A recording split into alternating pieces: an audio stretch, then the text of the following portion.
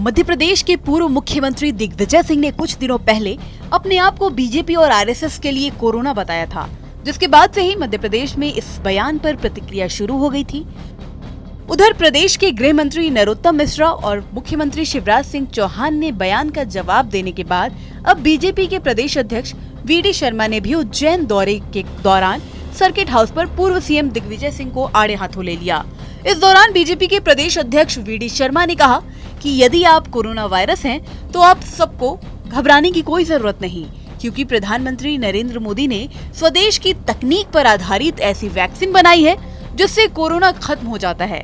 चलिए अब आपको बताते हैं कि आखिर क्यों दिग्विजय सिंह ने खुद को आरएसएस और बीजेपी का कोरोना बताया था। दरअसल हाल ही में दिग्विजय सिंह उज्जैन गए थे और वहां ज्योतिरादित्य सिंधिया पर निशाना साधा था।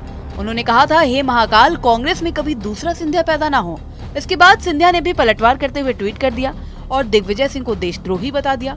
सिंधिया ने लिखा था कि हे प्रभु महाकाल, कृपया दिग्विजय सिंह जैसे देश विरोधी और मध्य प्रदेश के बंटाधार भारत में पैदा ना हो। इस बयानबाजी के बाद से ही सिंधिया के करीबी मंत्री तुलसीराम सिलावट ने दिग्विजय सिंह पर हमला बोलते हुए दिग्विजय सिंह को कांग्रेस का कोरोना वायरस बताया और कहा था कि उनकी भगवान महाकाल से प्रार्थना है कि कांग्रेस के 76 साल के नेता दिग्विजय सिंह का अगला जन्म चीन में होना चाहिए। इसी बयान का पलटवार करते हुए दिग्विजय सिंह ने कह दिया कि वो कांग्रेस के लिए नहीं बल्कि बीजेपी और आरएसएस के लिए कोरोना वायरस है।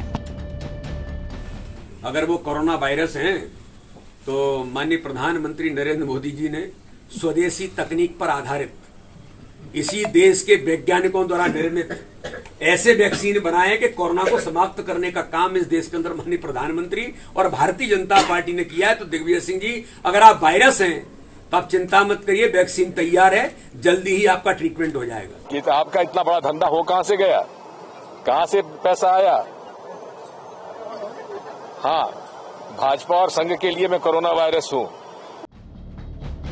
दरअसल मध्य प्रदेश बीजेपी के प्रदेश अध्यक्ष वीडी शर्मा मन की बात कार्यक्रम में शामिल होने उज्जैन आए थे, जहां उन्होंने पत्रकारों से बातचीत करते हुए इन दिनों देश के प्रधानमंत्री नरेंद्र मोदी की बात चल रही थी, जिससे एक नेचर के वो लोग जो कभी साथ में नहीं रहते, वो भी अब इकट्ठे होकर एकजुट होने की नौटंकी कर रहे हैं। इस दौरान वीडी शर्मा ने कहा कि किसी भी दल के लोगों की तुलना सांप बिच्छू से करना गलत है, लेकिन मैं एक कहानी सुना रहा हूँ जिसमें ऐसे लोग जो एक दूसरे के अब तक विरोधी रहे हैं, वो सभी एक जगह पर इकट्ठा होकर काम कर रहे हैं, मगर उन्हें पता नहीं है कि जब बाढ़ आती है तो सब बह जाता है। बाढ़ की गति इतनी तेज रहती है कि कोई भी कुछ नहीं कर पाता।